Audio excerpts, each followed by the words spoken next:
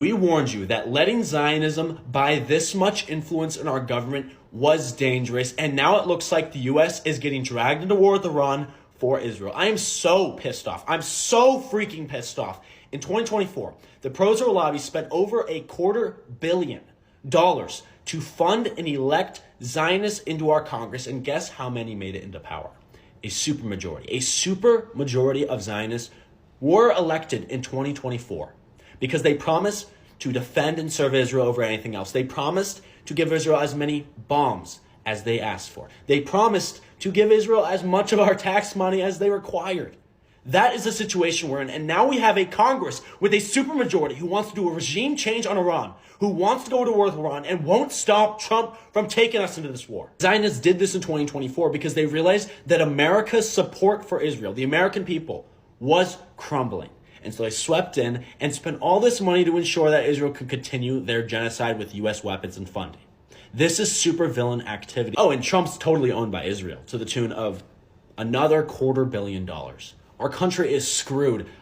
We were all screaming about this. I supported the representatives remaining in Congress who were willing to criticize Israel, like Jamal Bowman, like Cori Bush, two people that AIPAC, one of the largest pro-Israel lobby organizations, ousted in 2024 because they criticized Israel, and you're not allowed to do that if you want to have power in Congress. We should be so disgusted by our government. One of the reasons they've got nothing done for the past 2 years is because half of them spend more time on Israel than on any other problem for the American people or the constituents or whatever. I remember there was a point where it felt like for 9 months straight, all Congress was focused on was Israel and supporting Israel. And they fought over budget bills to give Israel this amount of weapons, this many bombs, this many billions of dollars. It was ridiculous. And we still have people like John Fetterman who, by the way, his whole staffing team left because they said, quote, he was too focused on Israel. Literally, an American representative had his team quit because he was too focused on Israel. He's not a representative of Americans, that's for sure. And the attack on our higher education system in America by the Trump regime is directly related to this. It started under Biden when we had the encampment protests against Israel's genocide, against our university's complicity in that genocide. And it was suppressed by our government. It was people like Bill Ackman, a Zionist billionaire, who made the call to expel these students, to drag these presidents of these universities to Congress and grill them on anti-Semitism, which all of it was conflated with anti-Zionism. And now it was escalated under Trump, who's been pulling funding for anti-Semitism because they allow protests against genocide on campus. And he's doing overreach to change their curriculums. He's combined it with his DEI attack. And it's just so horrible. And it's all related to Palestine. It's all related to Zionism. Zionism is attacking our higher education system because they don't want these protests happening. Oh my God, I almost forgot. Kamala Harris lost the election because of the genocide. She wanted to continue it. The Democratic Party fell apart because most of them are Zionists bought and paid for by Zionist interests who elected them in 2024. That's why they don't want to fight against Trump's fascism. They are fascists.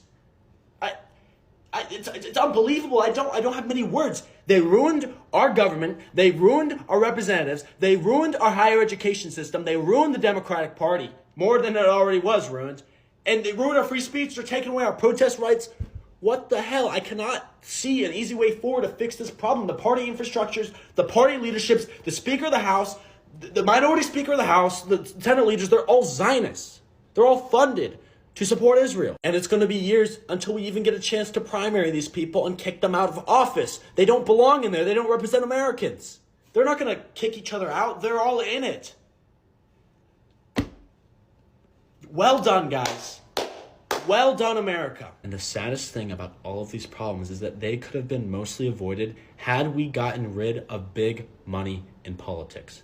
Had we reformed our campaign finance, banned lobbying, so our representatives were no longer serving corporate and special interests rather than the American people's interests. By the way, that is statistically proven. Because our representatives take so much more funding from corporate and special interest groups like the Zionist lobby, they listen to those interests and do not listen to the American people's interests. It was proven 10 years ago that the level of support amongst the American people for a certain policy has no effect on the voting behavior of our congressional representatives. No matter how many Americans support a certain policy or how few Americans support a certain policy. What does affect it is these corporate and special interest groups like the Zionist lobby. So we might have had a Democrat Party that didn't lose the election over genocide. We might have had elected officials who were willing to fight fascism instead of being fascists themselves. I'm just ashamed. This is so shameful. This is disgusting. I need more words for this. More bitter, more angry words for this. Great job, America. Welcome to the United States of Israel. You can support my work through the link in my bio. Thank you, and free Palestine.